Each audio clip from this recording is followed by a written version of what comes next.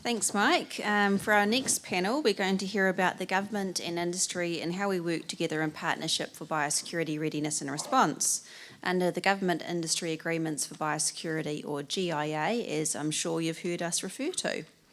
So many in the room will recall that in the 2010 PSA response, there was no formal agreement between the industry and government for biosecurity. And as a result, the industry and MAF sometimes headed off in different directions. So in effect, there was two responses occurring.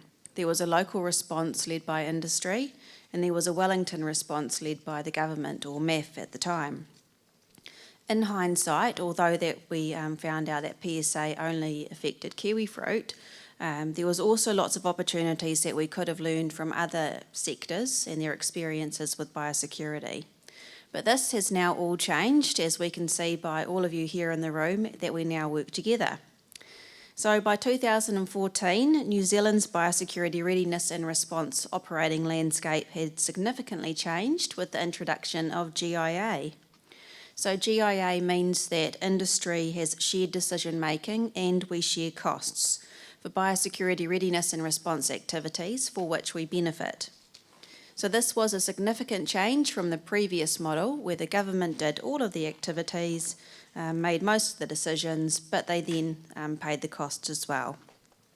However, this change hasn't happened overnight, and it's best to consider that the evolution of GIA has definitely been a journey. But now, 10 years on in this journey, it's an excellent time to reflect on the progress that's been made and what lies ahead for the partnership. So on the panel today, as Mike has said, we've got Steve Rich, who basically holds the partnership together. He's the glue. He doesn't represent industry or government, but facilitates the partnership. We've got Mike from Biosecurity New Zealand, who works very closely with KVH and is our industry liaison, along with Finn. Matt Dick, who's our Biosecurity Manager at KVH, but also is the Fruit Fly Council Chair, and Sophie, who is the BMSB Council Chair. So I'm going to start to ask the panellists a couple of questions about their perspective on GIA, some of the wins and challenges they've seen along the way, and what they think the future of GIA looks like. So starting with you, Steve, from your perspective, how has GIA evolved over the past decade? What have been some of the wins and challenges, and what do you think the future looks like for us? All right. Hi, everyone. Thanks for the opportunity to be here today. So the 10 years of GIA actually also marks just about my 10 years. So I have had the privilege of being here for most, apart from a couple of months of that decade. Of course, as most of you know, that actually we were already a decade in by 2014. Well before my time, I was probably in kindy or something, but 2003, the biosecurity strategy paved the way, those early kind of considerations about joint industry government deliberations. But anyway, the evolution for me is quite simple. When I arrived, I got interviewed by the three partners, and we could all sit around quite a small table. So, in mid to late 2014, GIA had its deed. It had three signatories, MPI, KVH and PORC.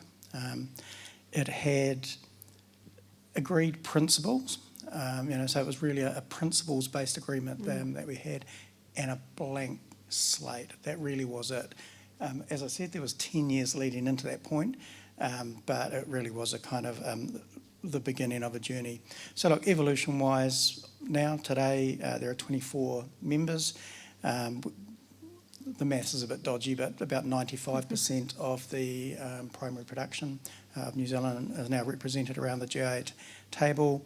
There's been 11 responses over recent years that would be formally GIA responses, so joined up responses. And we've got about 30 operational agreements, kind of a detailed operational agreements, but those are where the joint work programs covering multiple partners, multiple years, readiness response for numerous pests and diseases. So there's a body of work that now exists that didn't exist 10 years ago, and it has evolved. So for me, that evolution, GIA has gone for me. It was quite an awkward introductory year. None of us quite knew where we fit. The Crown didn't quite know where GIA fit. So I think we've moved from being an awkward outlier to an accepted part of the biosecurity landscape.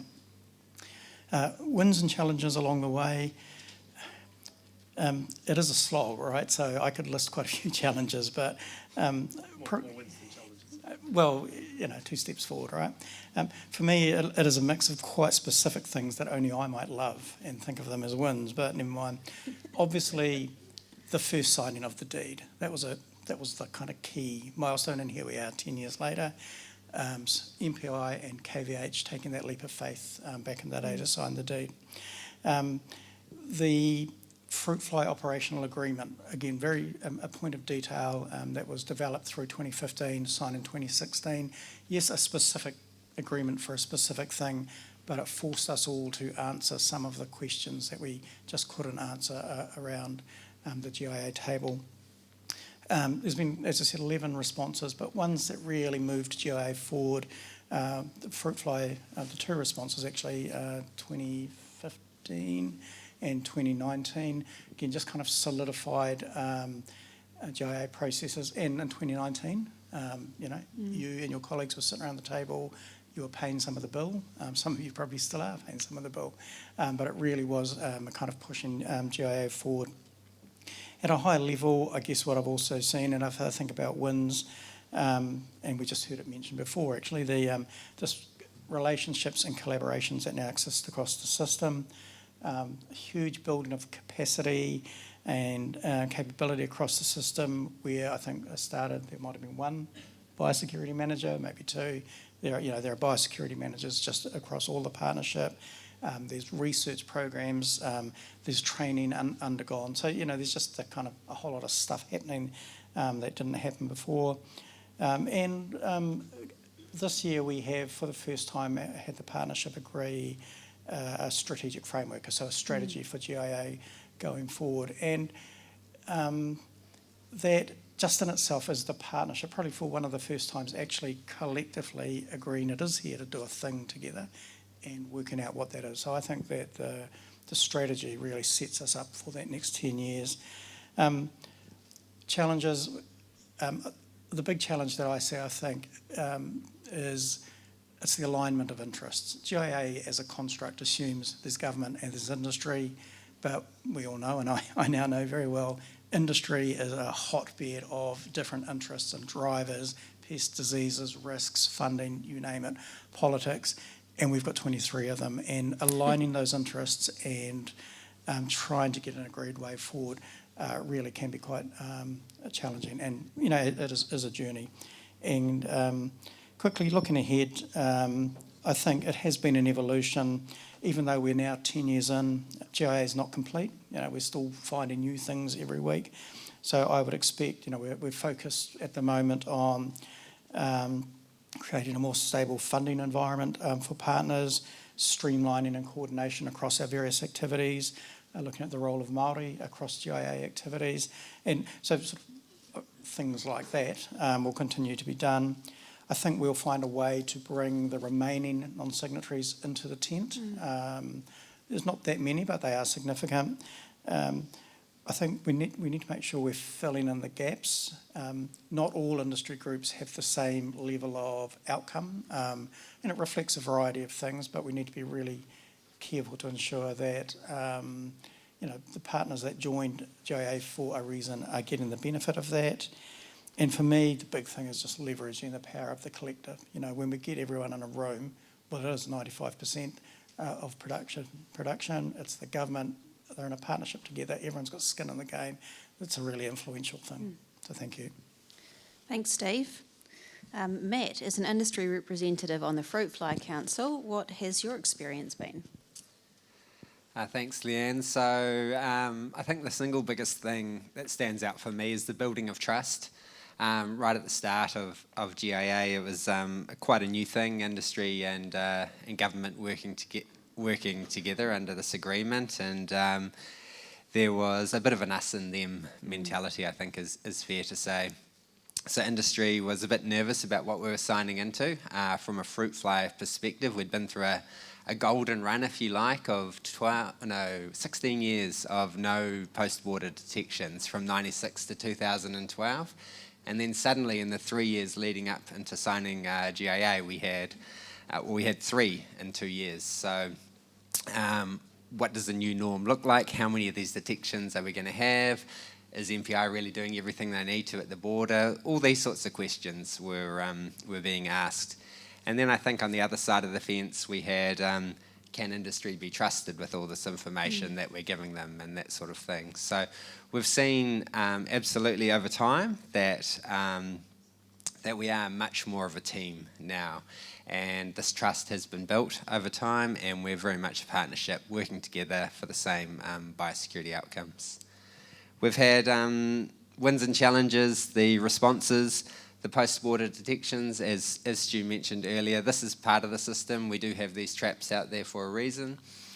Some of these responses that Steve mentioned in 2015 and 2019 were challenging. The 2015 response, we had a Cricket World Cup in the middle of it. We had a Pacifica Festival. Both of these had a high level of community engagement required. And then in 2019, we had the technical challenges of these flies that just kept popping up over time in Northcote and Devonport. So they were both successful, though, because we did eradicate and get rid of the fruit fly. In terms of the future, I think collaboration. We've been very much focusing on how industry and government can work together in GIA, but there's others we can collaborate with too.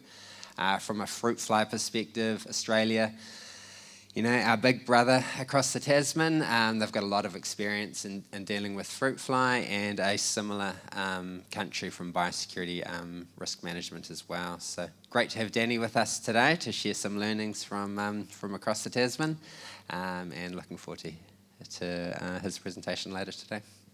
Thanks, Matt. Mike, turning to a government perspective and your experience with Biosecurity New Zealand, how have you found the partnership from a Crown perspective?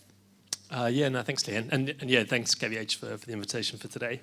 I guess in terms of the progress that we've seen and the evolution of GIA, Steve's kind of touched on it, the structure, we're sort of dealing with, and challenges is one of the words that I've heard today as well, complex challenges, and how when we have a diverse range of views, how we come together, create those structures.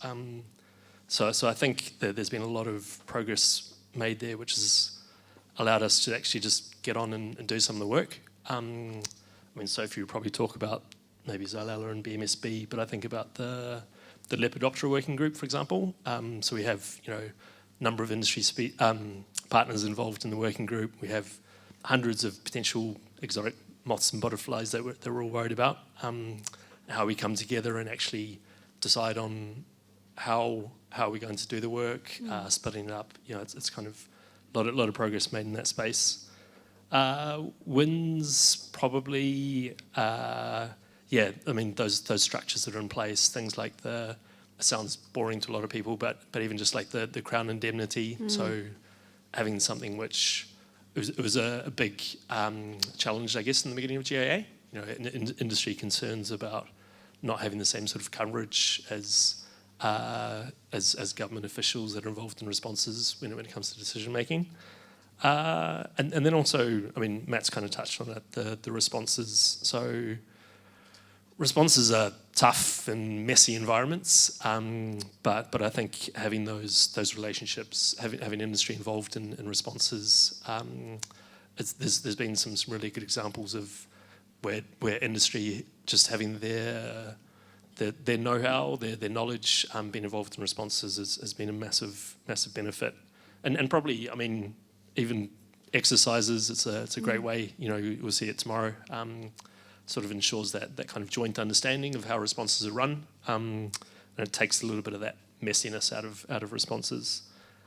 Challenges, quite a small list, but I think probably again just dealing with multiple views. What we call operational agreements. So when we come together and decide the sort of decision making and cost shares. when it comes down to who pays for what, it's always going to be messy. Leanne always tells me that it's much easier on the Hort side. Probably have to agree at this present point in time. But yeah, and also just I think Stu touched on it as well, the sort of those broad range of views when it comes to it's difficult in responses, having that engagement with the right people, but it's the same in the readiness space as well. And then when it comes to the future, probably think about how we deal with these multiple threats. We've heard a lot today about the number of risks that they just keep coming. So it's how we sort of deal with those and continue our preparedness in an unknown world. Yeah. Thanks, Mike. Sophie, also from an industry perspective, but from the BMSB Council, which has a different set of challenges to fruit fly, what has your experience been? Thanks, Ian. In New Zealand Wine Growers, we first joined the GIA in about 2017, so a little bit before I came on the scene with New Zealand Wine Growers. But New Zealand Wine's biosecurity activity has pretty much evolved alongside the journey of GIA. Steve talked a little bit earlier about how the kind of the emergence of the GIA forced industry groups to ensure that they've got the capability and capacity to actively participate. And so I guess me coming into New Zealand Wine Growers was part of growing that capability for the wine industry. And we've really gone from a state where we had no one really looking at biosecurity for more than maybe 0.1 of their full-time role to a stage now where we've got 2 full-time biosecurity staff members plus a general manager who oversees our biosecurity strategy as well. And the same with our readiness and response planning. We've gone from having nothing and little awareness about what threats are likely to arrive here and what they might do to the industry, to a point where we've now got readiness and response programs in place via the GIA for our priority pests and diseases. For us, that's BMSB, brown mud-molded stink bug, and Xylella fastidiosa. So yeah, it's been a great thing, I think, for the wine industry, and yeah, we remain keen and active participants in the GIA today. Our approach has been to join the multi-sector operational agreements. That allows leverage of funding, obviously. A lot more work comes out and preparation comes out through GIA than what the wine industry could do on its own. And we also get to then tap into the expertise of others sitting around that table as well. So it's really worthwhile in terms of using our funding effectively for biosecurity preparedness. What else? In the last couple of years, I guess we've seen some movement within the GIA, or some growth really, away from those pest and disease specific OAs. So Mike talked a little bit about the Lepidoptera OA, which looks at all Lepidoptera, but also there's the Plant Past Biosecurity Scheme OA, which looks more at a risk pathway across industry. And then at the moment we're working on a traceability, I guess a pan-sector traceability biosecurity scheme, and whether we can get something off the ground there in terms of an operational agreement, which again enables all sectors to leverage off the funding of others for the collective good. In terms of wins and challenges, specifically for New Zealand Wine, really joining the GIA, getting that mandate from our members to prioritise biosecurity and levy funding towards it, getting a biosecurity levy in place and a biosecurity reserve for the event of a response, so that we have those funds in place and we're able to pay our share. That's a real win because it means we can participate and meet our GIA commitments. Just thinking about the BMSB Council and some of the activities there, I think the public awareness campaign has been a real win over the years. It's been going for many years now. It's been reviewed, it's been revamped. There's new collateral out just about every year, and it's become very visible across multiple platforms. Every year there are several post-border reports of BMSB, people returning from overseas, finding them in their luggage, their hotel room. And that awareness campaign, we believe, has had a really strong influence in people knowing what to do, recognising BMSB, knowing what to do, reporting it, and potentially stopping us from needing to respond. Touch wood, that hasn't happened yet. The BMSB Council Samurai Wasp program, so Samurai Wasp, the biological control for BMSB, which we've been hoping might be a tool that we could use in a response. Lots of wins and challenges along the way there. We're at a point now where we know we can import Samurai Wasp into New Zealand in collaboration with colleagues at Plant and Food. We can keep it in containment, we can keep it alive, we can store it, but there are still some real challenges there around getting a consistent supply of the numbers that we would need for a response, and also just ensuring that we've got that social and community licence behind us to be able to successfully release them in an affected area. So that's ongoing. And then another current challenge, I guess, is how to bring other stakeholders outside of just government and industry into the GIA in a meaningful way. It's a really big ask, I think, for the Crown to represent every other group that sits outside of specifically the industry parties. So just making sure that the range of views that might be affected by GIA activities in a response are adequately represented and considered when we are decision making.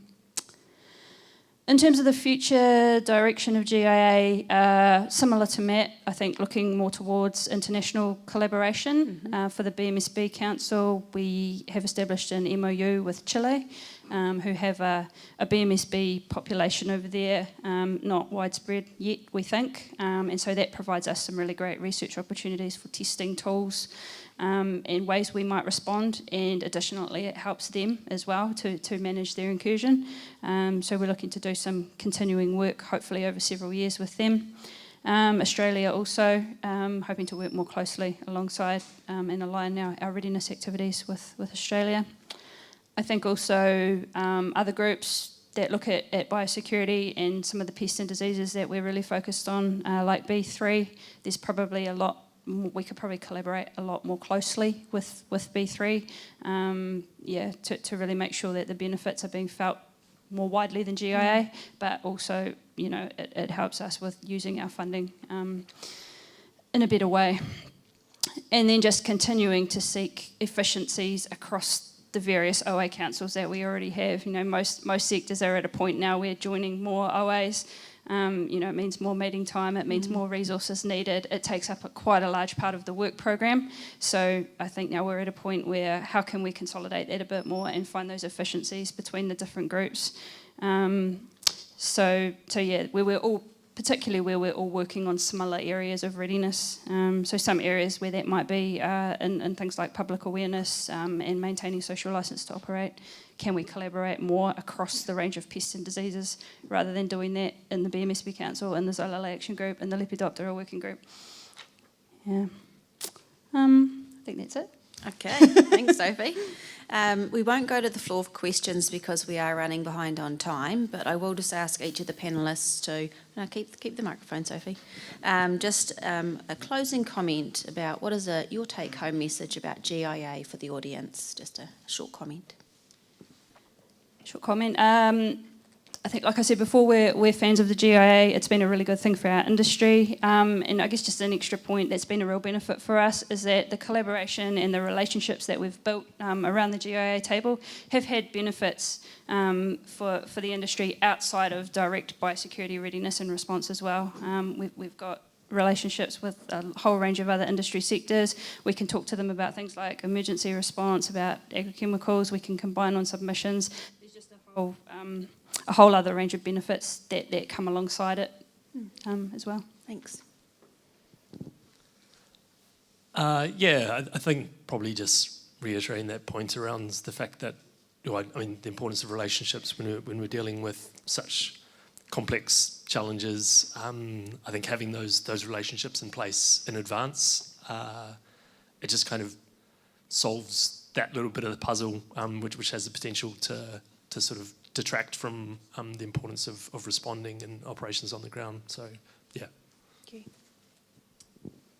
you. Pre-agreeing how we share costs for response can be a really time-consuming process, but the advantage of doing it in peacetime, I think can't be overstated, so that when we do have a response, we can focus on managing the fly or the organism or whatever it might be, rather than determining who pays what. We can get on and do it. So it's time well spent.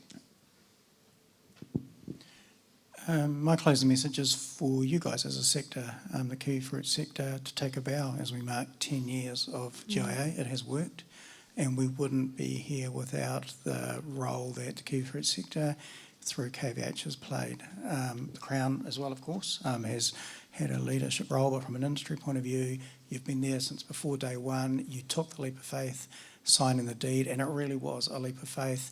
You've driven operational activities, OA activities, and you've also made your staff, your resources, your leaders available and taken leadership roles right across GIA through a number of years. And it's a huge commitment, and you probably never get thanked for it, but I'll thank you today.